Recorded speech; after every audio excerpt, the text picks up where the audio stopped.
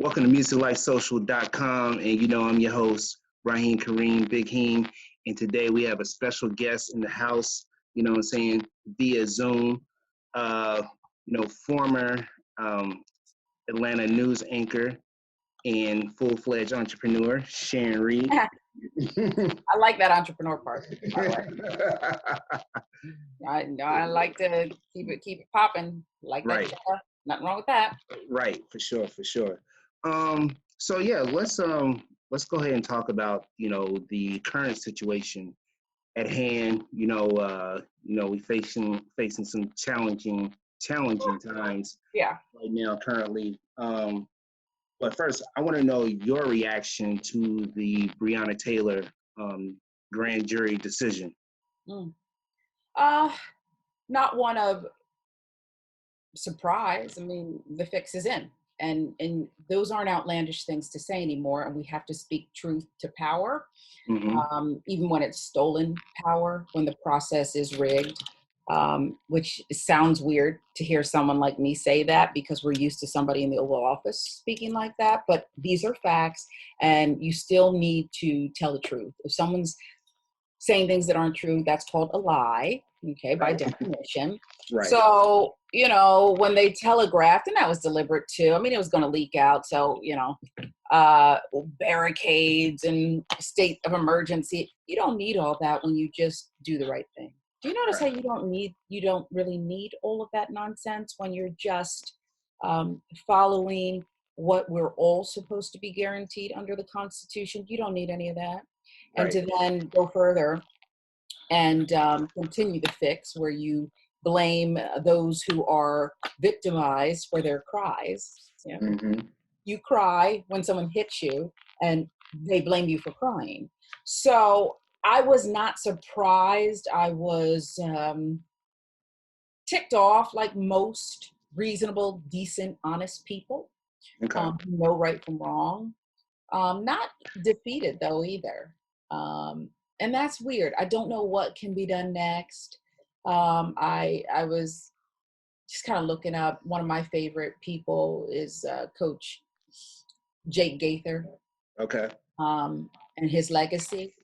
I think I get this stuff from my dad, but I just love these historic figures who didn't all do it the same way, but didn't they do it? Helping to guide and shape and usher through. I hasten to even call it the civil rights era because it doesn't really stop. Right. So it's sick. I'm disgusted. I was disgusted watching the Attorney General of Kentucky with his beady eyes. And that's, it is what it is. His eyes were beady. That's a fact too. They were beady. They were shifty. He looked nervous. He looked like his heart was pounding and jumping out, out of his chest. He looked like he could barely, according to Trump, he's a rising star or whatever. According to Trump or whatever. I mean, so no, it's not surprising. But I guess the question is, because I guess a lot of people feel how I feel, is like, well, damn, where do we go from here? I mean, it just keeps happening over and over again, and I keep hearing the excuse. Well, some people made the excuse, well, his hands was tied. There's not really much he could do. It's like, no, I don't believe that. I just don't think he presented, the evidence like he should have or whatnot. Well, it's not just him. He's the figurehead of the bigger lie, right? And there are people like the president, like the attorney general, who are relishing the fact that they have propped up a Black man to say these things, while a beautiful, innocent, rising star, a real rising star, is 6 feet under and her family is left to grieve. Right. Right down to the settlement, the $12 million settlement, which the family deserved. I say double, but that was a record-breaking settlement thanks to, Attorney Crump and his associates. We have to attack the law. And we say, where do we go from here? In all phases. I am disgusted by people who look like you and I, who tell me that they will not vote. You disgust me. I'm disgusted because I don't want to hear about, well, it won't count, and rigged, and Russia and Putin, and well, they're not for us, and but and the crime bill, and all those things can all be true as well. Yeah. But there are people who died, who fought, who were lynched for your right. And if you want to know where we go from here, you play their game only better. Well, vote. there's a landslide. It makes it at least more difficult for Trump to do some of the things that he's talking about doing, that dictators, like even this is worse. People say, oh, like a dictator. This is worse than a dictator. Dictators don't usually, they tell you it's fair and that none of this is happening. He's actually saying, I'm going to be doing these things to steal the election. Yeah. And so, you know, I have very little patience for people who are inherently put upon to think they are so bright and clever and say things like, I'm not going to vote, and the coronavirus is fake. I mean, you got, look, man, I'm not going to take the vaccine. Well, you know what?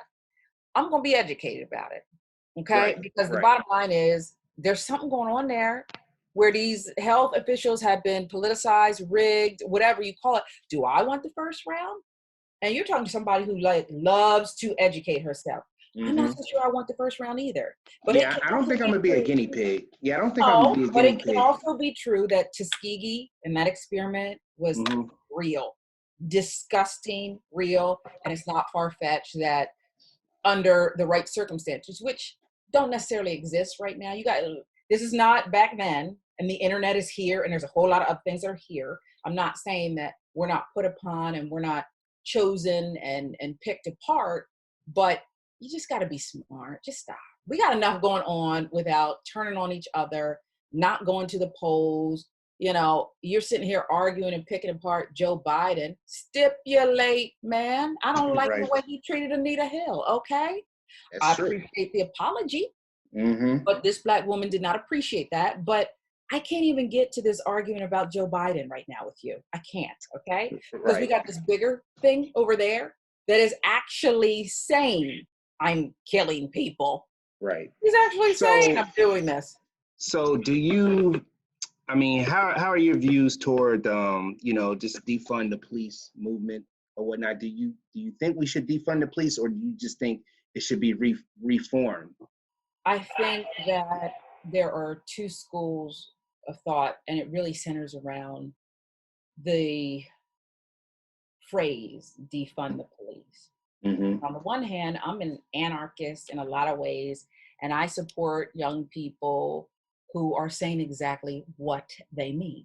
Defund the police. That's what they said. Right. That's what they mean. Now, just because there's other people who do not share their experience, white people, and just because there are other Black people of a different generation, you know, some of them, who don't like that term. I don't want to get lost in the term.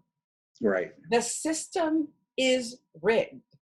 If you are an accused Black perpetrator, there is a strong chance you will not get a fair shake. Now, whatever that means, whether you did it, you didn't, whether you get more time than you deserve, whether you get time you didn't deserve any, I don't know. But there is a huge chance that you're not going to be treated fairly in the system.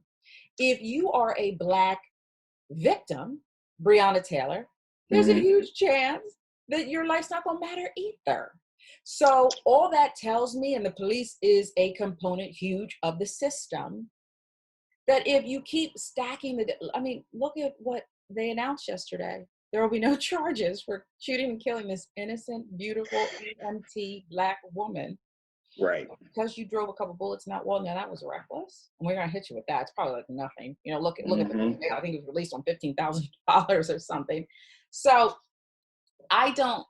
this is all semantics. And so yes, perhaps some really bright young people could have chosen another phrase. But why should we choose another phrase? Why can't we just tell the truth? And you know what I tell my white friends, and whether they choose to stay in my life or not is up to them. I don't give up if you're uncomfortable. I really don't care. Join the club of uncomfortability. So tell me, how do those conversations usually go? I mean, do your white friends really feel uncomfortable talking about these situations? Me and my white friends, we talk about it. And, I mean, we're very open and honest. And I have to say, some of my friends, they are Republicans or whatnot, you know. But They're not just because you're a Republican doesn't mean that you're racist. But then that's a good point too, though, because we're getting lost and being dictated in this whole political thing. Right. Look, I don't care if you're Republican, Independent, or Democrat, right? Because I happen to think that as Black Americans, you give away a percentage of your vote when you only pledge it to one thing. That said, if your friends, maybe they didn't know the first time, are choosing to vote for Trump, then it can only be one of two things. Either they are narcissists who only care about themselves, their bottom line. I really think it'd be strange, though, because their health is part of that. But let's just say it's about their money. Their money's suffering because of their health. But okay, let's just say that's the way they see it. They're either that, you're a narcissist, and I don't care to have you as my friend if that's what you choose. Right. But if you vote for Donald Trump, it ain't got nothing to do with politics. Because the second choice is you support racism. If I'm Jewish and you support Hitler because, I don't know, he was funny and he had a great economy and he did some things, and you're not Jewish, so you don't want to touch the other stuff. He sent Jews to the oven. He murdered good people. And if you support Hitler, you're an anti-Semite, period. So to me, you got to make it simple. This is not about politics. If Trump hates Black people and everything he's demonstrated is that he has disdain for Black and brown people, then why are we talking about politics? This is crazy. That's the rub with people who still sit silently and support him and then say, well, I don't support everything he says. And, you know, no, they're and that's the argument that they try to make. Like, well, you know, it's not necessarily about him or race. It's about the economy and money. That's called white privilege, by the way. When you can separate, and pick and parcel and all this stuff, that's called white privilege. Right. You and I go out the door, and you're a Black man and I'm a Black woman. Okay, and the rules are different for us. That's a fact. So the white privilege is built in when you can say, well, I just think he's funny. I have a goofy white friend who said that. I just think he's funny. What the hell is funny about racism and putting kids in cages? Right. What the hell is funny about 200,000 people of all walks of life, all colors, dying? What the hell is funny about that? So if you don't know, I don't buy the whole thing. Oh, I don't really follow politics. I don't buy none of that. Because then why are you fighting so hard for him? Why are you going so hard? Right? You can't have it both ways. Right. Because if you don't really follow politics, I'll guide you. Can I have your vote and just vote for my man over here? But you're fighting real hard for your right to vote with that. So, I just think we have to be real careful, because when you make racism, systemic racism, police reform, all these things about politics, what you're really doing is devaluing Black people. That's what you're really doing. They do the same thing in newsrooms. You know, if you're a reporter who survived breast cancer and the breast cancer walk is coming around and they're going to do a story on it, well, you're an asset. They say, hey, Molly, come, you're going to be, do you feel comfortable sharing your story? That's an asset. Right. But when you're a Black reporter and you want to talk about race or those kinds of issues, factually, we got to be objective. Objectivity is not putting racists up against non-racists. That's not what the reporting, that's not criminals against non-criminals. Both sides get a fair shake. That's crazy. And that's why I think words are so important, and I answer questions the way I do, because again, if you're not telling the truth, you're lying. Right. So what do you think Black people as a whole, as a community, what can we do better besides just vote? Because we know voting is just one piece of the puzzle, but what can we do to really uplift our community? You know, because right now, I mean, we, there's like a lack of support sometimes with Black businesses supporting each other, supporting our own community. Because even living here in Atlanta, I've known people that have lived here all their life. They never even visited the West End of Atlanta. They never even put their money into the West End of some of the Black shops in the West End of Atlanta. I think you have to be careful. I'll answer it in two parts. The first part is I can't join you in the, voting's everything. So you have to do that and not just vote early. As soon as the polls, early voting. And if you can't do that, then you lose your card. Sorry. Right.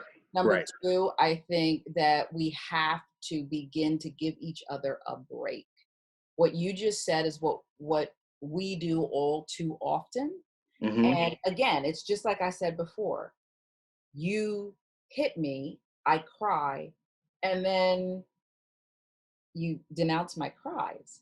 Mm-hmm. We're Black people. This happened to us. And just because some people seem stronger than others, more educated than others about what's been done, um, Mm-hmm. doesn't mean that we should forget about knocking each other. If you want somebody to visit the West End, call your friend up who ain't never been that you said you just know Mm-hmm. and invite them out. You ain't got to preach to them.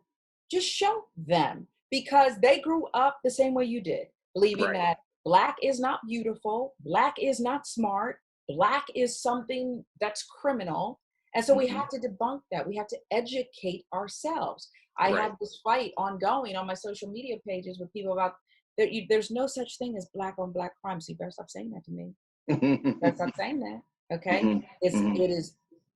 It is used to relate Blackness to criminality. Right. When the truth is, if you talk about the murder rate, it's the same. Blacks kill Blacks, whites kill whites, Hispanics kill Hispanics. Most murders occur intra-racially, and they occur at nearly the same rate. You kill who you're near, you kill as an opportunity. Some are crimes of opportunity, but who are you have the opportunity to be around? If you're in a inner city, cities are segregated, you live around Black people or you live around white people or whatever it is. So it's a Mm-hmm. red herring. You would never hear me go on the news and talk about white on white crime and all of this nonsense. It is meant to link Blackness to criminality. It's wrong. It should never be said, and we should call it out every single time. Every time, not let one go. So Mm-hmm. I just think that we have to, it's more than just stick together. I also think we need to give each other credit. Black people do stick together. Black people get a lot of things done.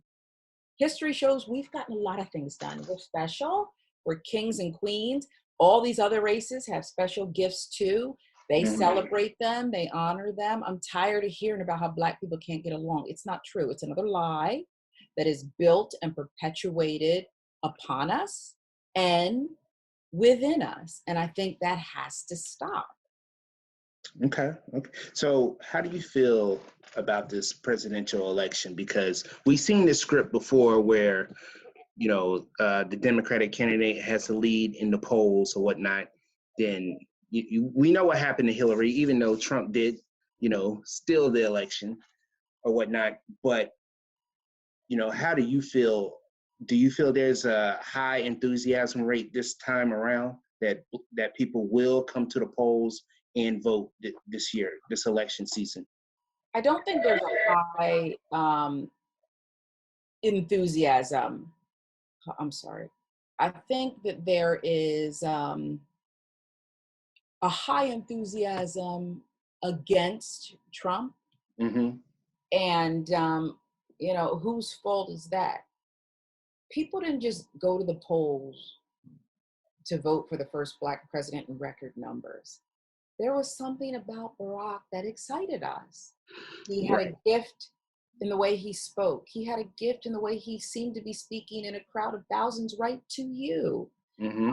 And I think that that's important. And I think that is Hillary Clinton didn't get her dues. She's been vilified. She's been lied upon. It has to stop. She Mm-hmm. fought for women. You can talk about the crime bill all you want. She messed up because guess what? She's still white and not part of systemic racism. But what she did understand about systemic racism, she gets a lot of credit for what she did understand about the fight and the attack and the discrimination against women. Sorry.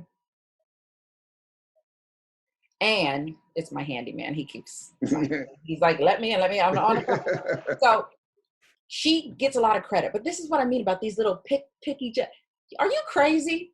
Mm-hmm. You run against somebody who talked about grab him in the you-know-what, who Right. has all these lawsuits against him for discrimination, the Central Park, all this stuff, and you want to talk to me about her? Mm-hmm. This is what I mean about getting sidetracked and hijacked. So no, there's not a lot of enthusiasm for Joe Biden, who does seem like he's seen better days. But on his best day, his worst day, even now, I should say, is do you not see that he's a good person? He didn't have to Right. be perfect. Right. Good person, Mm-hmm. period. And if that's all you need, maybe that's a good jumping off point. Maybe that's where it starts. Mm-hmm. So I just think like it, not that your question's stupid, it's just like a silly premise. Are you enthused to go out and vote?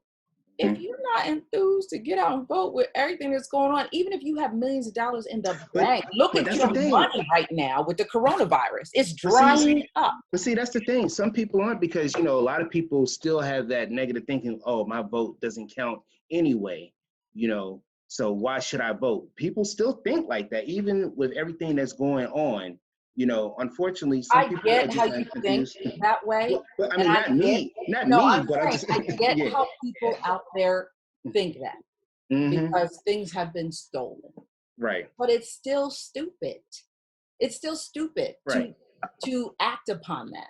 Right. Because my point is, fine, if you think it's not going to hurt you, what exactly was your alternative going to be? When you asked those people, what were you going to do? What was your, oh, you were going to run for something, you were going to go to law school, you were going to, what are you were going to organize? They weren't going to do nothing except sit home. So I don't have time. You're stupid.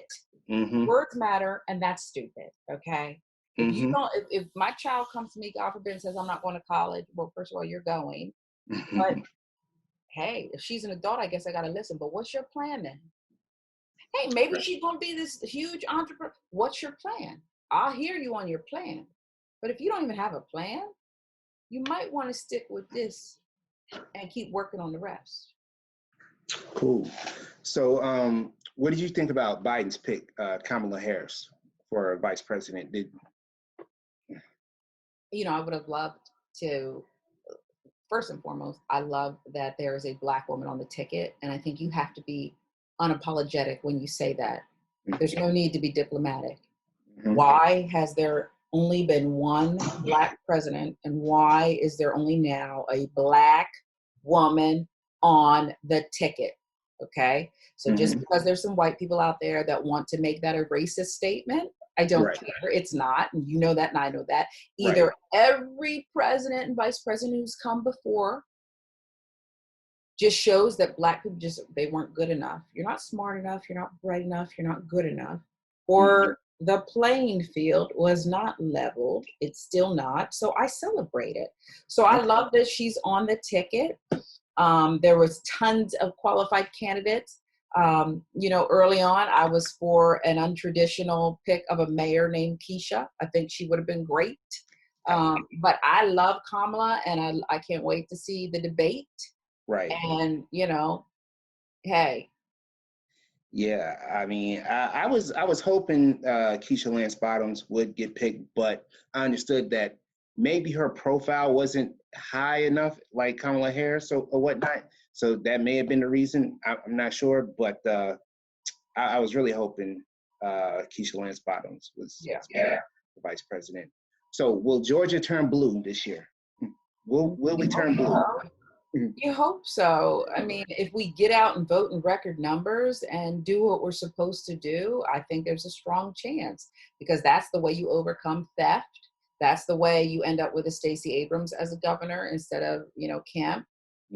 But when you choose to sit home, I'm going to have faith that people are going to get up and do the right thing. Now, I just read this morning, but you know how Trump is trying to delegitimize the election, saying that the mail-in ballots are fraudulent or whatnot. So possibly his plan is, and this is in the Constitution, where states have the right to bypass the popular vote and do an electoral themselves or whatnot. Well, he's not exactly. I read the same article in the Atlantic. It's not exactly true that he may be playing. That's not exactly. He does not have the right to do that, and it'll just end up in court. And believe it or not, there are some people who are appointed as quote unquote conservative judges who are going to do the right thing. So yeah, the I certainly hope so. electoral college has always been there. Mm-hmm. There's a lot of people who don't realize how our president is picked and when it happens and when it's certified by Congress in January. They will count the votes Mm-hmm. in the open. But you know, I think the way you punch a bully in the mouth is to stop giving him so much damn credit and having him send you running in all different directions. Mm-hmm. Sometimes you just got to walk through the front door, okay? But the bully said he's going to be waiting there with a brick. Well, the bully said, I'm going to be by the side door too. I'm going to have somebody. Look, it's the end of the day. You can't keep going to all these different. You got to just walk through the front door and you got to punch a bully in the mouth. And if you're afraid as a good Republican of some kind of ignorant tweet, then maybe you shouldn't be up there in the first place. Maybe you don't belong up there, okay? So last question. Will we see a Black female president in 2024? Because I truly believe if Biden wins the election, I think he'll only serve one term. And I think he's setting it up for Kamala Harris to become the next president. I mean, I think it's something we all thought about. And I think that, you know, you can never predict what happens. You know, Hillary was supposed to get the nomination instead of this guy named Barack, who admitted we had not heard of. Okay. So that's why you still have to run the races. But I like, and I thought and played out that scenario as so many of us had. And I just think that we're going to see. Maybe it will be her. Maybe it'll be somebody else. I don't know. But that does make sense to me that, you know, we'll have someone who will right the ship morally with the moral compass. And again, that's not about politics. There's one person who's trying to enslave the American people, not just Black people. And there's somebody who says, we're definitely not perfect. We got tons of problems. And there are Black and brown people who are growing and done with these issues. They want them dealt with now. But we're not that. Right. You know? So we'll see. Yeah, because I definitely ran through my mind like this is like perfect setup because if he wins, I truly believe with his age and things of that nature that I think he really only wants to serve one term. Yeah. And he's really setting it up for the next person. Yeah, he absolutely could be. And I mean, I don't want to be morbid, and I hope Joe Biden lives a long time. I hope we all get a long life. But remember what the vice president is also there for. And I do think that she could have an expanded role. Will it be as expanded as like a Dick Cheney? You know, who knows? Maybe that's the right thing, right time. I don't know. But she's also there to mind the store just in case.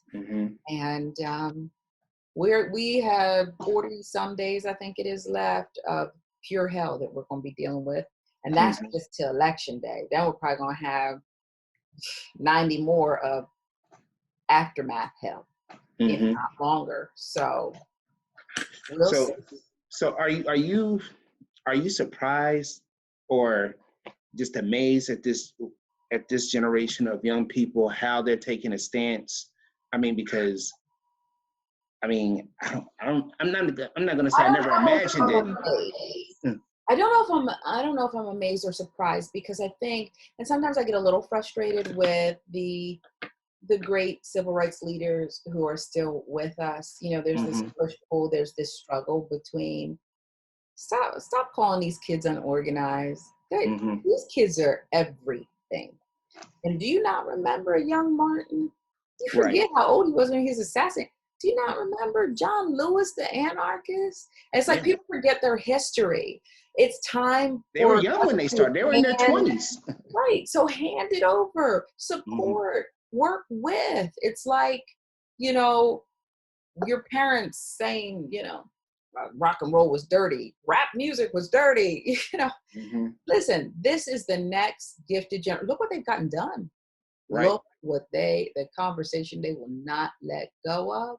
Look what they've mobilized. Look out there. There's a sea of people. They're not Black people. They're all races out there saying, we're not.